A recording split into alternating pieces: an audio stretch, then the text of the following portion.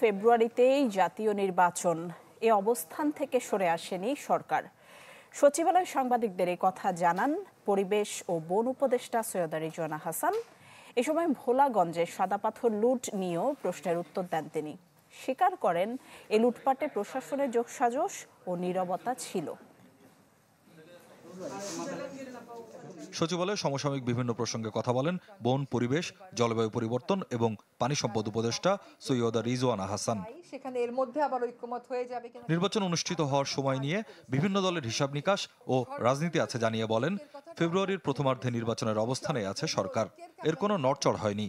সরকার একটা সিদ্ধান্ত দিয়েছে চিন্তা করে, একদম সবার সাথে কথা বলে, রাজনৈতিক দলগুলোর সাথে কথা বলেছে, উপদেষ্টা পরিষদে কথা হয়েছে। সরকার আগে থেকেই বলে দিয়েছিল যে আমরা ডিসেম্বর থেকে জুনের মধ্যে দেব। সেই মোতাবেক সরকার ফেব্রুয়ারি বলেছে, এটা ফেব্রুয়ারিতে। তারপরে যার যার রাজনৈতিক অবস্থান থেকে শেষে কথা বলছে। বসুন্ধরা ডায়াপেন্ট এখন আরো উন্নত। এই hot air through top sheet দ্রুত শোষণ করে সোনামণিকে দেয় কোমল অনুভূতি। সিলেটের ভোলাগঞ্জে বহুল আলোচিত সাদা পাথর লুটপাট প্রসঙ্গেও প্রশ্ন করা হয় পানি সম্পদ উপদেষ্টাকে। তিনি বলেন, পাথর লুটে দেখা গেছে সর্বদলীয় ঐক্য। এক্ষেত্রে প্রশাসনের যোগসাজশ অথবা নীরবতা ছিল বলে স্বীকার করেন তিনি। আমি এবং ফজল ভাই আমরা দুইজনেই ফিল্ডে গেলাম, আমি এবং খনিজ সম্পদ উপদেষ্টা। যখন আমরা ফেরত আসলাম তখন আমাদের গাড়ি ধরে যে অশ্লীল বিক্ষোভ প্রদর্শন করলো, সেই সময় যদি প্রতিবাদটা খুব জোরালো হতো না, তাইলে কিন্তু আজকে পরিস্থিতি ভিন্ন হতো।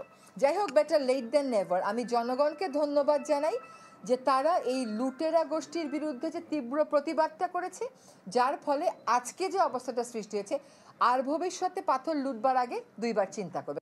সৈয়দা রিজওয়ানা হাসান আরও জানান, তিস্তা নিয়ে চীনের সাথে 2026 সালের 1 জানুয়ারিতে একটি প্রকল্প শুরু হবে। তবে এর শর্ত এবং অর্থায়ন নিয়ে এখনো আলোচনা চলছে। আমরা যে প্রকল্পটাতে হ্যাঁ বলেছি, সেই প্রকল্পটা কাগজে পত্রে এখনো লেখা আছে 1 জানুয়ারি 2026 থেকে শুরু হবে। আগের সরকারের চীনের সাথে বাংলাদেশের সকল নদ নদী বিষয়ে একটা মাস্টার প্ল্যান করার চুক্তি ছিল, এবং সেখানেরই একটা অনুষঙ্গ ছিল তিস্তার উপরে একটা মাস্টার প্ল্যান। স্বপ্নিল শাহরিয়ার শিশির, চ্যানেল 24, ঢাকা।